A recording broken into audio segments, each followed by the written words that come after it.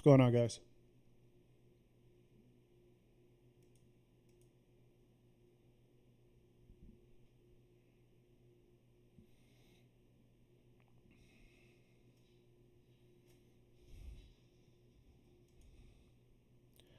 What's up? What's up? Anybody? Yeah, you see what happened to equities, right? This morning. This is what I meant. Like we had that push lower, and just more likely we're just going to see it consolidate probably until this CPI print, right? So that was just more likely than expected. Just go over. But how's everybody doing? How you doing, guys? I think some I know a few of you is probably holding GBP AUD still.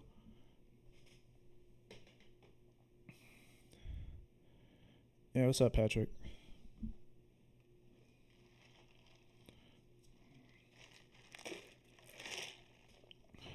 Yeah, I'm good. Last night was a lot. Leo, yeah, man, Leo, you're doing good, man. Yeah, you've been killing it. What's up, Wayne? I know you holding something, Wayne.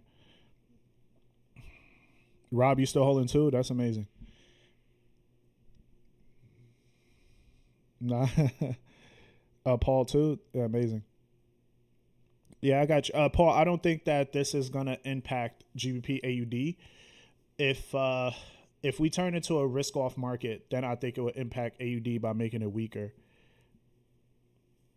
Yeah, man. The currency pair chat is good. All right. So for those that don't know, like US CPI, this is going to be the main focus for, I would say this right here is probably going to be the main focus for the next rate decision that's coming out by the end of this month, right? So we already had a trend of weak labor data. If we get higher inflation, that's going to be stagflation, right? And I feel like that would also be another key trigger for us to be looking for that final leg down in equities, especially if we get the stagflation fear today, higher inflation, weaker growth, weaker labor. I think that would definitely drop the stock market. I think that would be the best option for sales is if we get a high print across the board. But if we somehow get lower inflation today, this will definitely increase those odds of a cut happening in September. Okay, so that's why the markets is just at a standstill waiting for this print just to see which direction the Feds is going to go, probably from September to the end of the year. All right, so just look at the numbers that we have right here. We got core and headline. All right, so we just want to focus on core monthly and yearly. Headline is just the CPI without core in front of it, monthly and yearly as well. Obviously, sometimes the focus is usually core CPI year to year is what the Feds focus on, but for us to take a trade, we have to have an edge.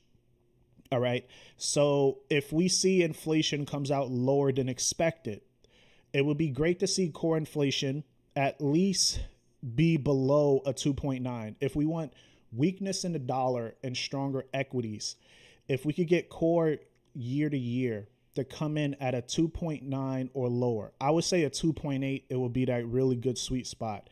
And then monthly, if we could get that at a 0.1 or lower, headline monthly, if we could get that at a 0% or lower, and headline year to year, if we could get that around a 2.5 or lower. If we get that, that's going to trigger weaker dollar, okay? Weaker yields, weaker dollar, and that's going to strengthen the equity markets. Now for the opposite, if we get a stronger print, I would say the core year to year, if we could get this at a 3% or above, a 3.2 and above would be nice. But I think if we could get a 3% or above, and then we get the monthly to hit us at a 0.4% or above. Headline, if we get a 0.4 or above, and the year headline, if we could get that at a 3%. I think that would just be a no-brainer. Markets is not going to expect no cut in rates. This is definitely going to be a reason to drop equities, and we're going to see dollar gain strength, and that will probably set the tone. Make sense, guys? So that's most likely going to set the tone for the day. So when you're looking for tradable opportunities, When it comes to gold, again, I know a lot of you like gold, so I have it color coordinated. So red would be the direction if we get weaker inflation. All right. Green is going to be the direction if we get higher inflation. So the breaks of structure is what you really want to see. So when we get that print, we just need to make sure first is either is inflation telling us that inflation is rising, or is inflation showing us that it's lowering. Okay. And when we get that direction from the data, we're typically going to see the markets move in that direction based off of the print, right? But remember what I said about the numbers. It's going to be more important, because if the numbers is mixed, if we see, yeah, I got you, Leo. Because if the numbers are mixed, right, it's no edge. It's not going to give us an edge, right? So there's no tradable opportunity if we see that numbers are they come out as expected as the forecast, or if we see mixed headline and headline is higher and core is lower. If we get mixed like that, there's no edge. There's no reason to take a trade. All right, so we just leave it alone if that's the expectation. But what we want to take advantage of is a clear edge. Which direction will the Feds go based upon this print? All right. And that's what we take advantage of. And this is inflation. I feel like the algorithms, everybody is focusing on this event. All right. So that's what's going to lead to a really good tradable opportunity. All right. So the numbers that I mentioned to you earlier, that's what's going to really matter the most. All right. And because the data is coming out at 8:30, it's a possibility that we probably won't see the volume that we want until after 9:30 Eastern time, because that's when the stock exchange open. So it's a possibility that we probably won't see the moves happen as clean as we expected, because it's happening earlier in the session. All right. So sometimes waiting until like after 9:30, 9:45, if we see a lackluster type of movement, it's most likely because it's probably waiting until NYSE open just to get that more liquidity, more volume in the markets as the stock markets are open. All right. So just remember that when you guys are trading, and opportunities like me, I'm gonna look at equity sell. If we get a higher print, I want to take NASDAQ sells, because earlier today we got the Nvidia news, right? That China is not buying anything from them, right? It's going to hurt their revenue exposure, right? So that is one catalyst. And if we could get a higher inflation print, that would definitely push the stock markets like NASDAQ, US 30, S&P lower.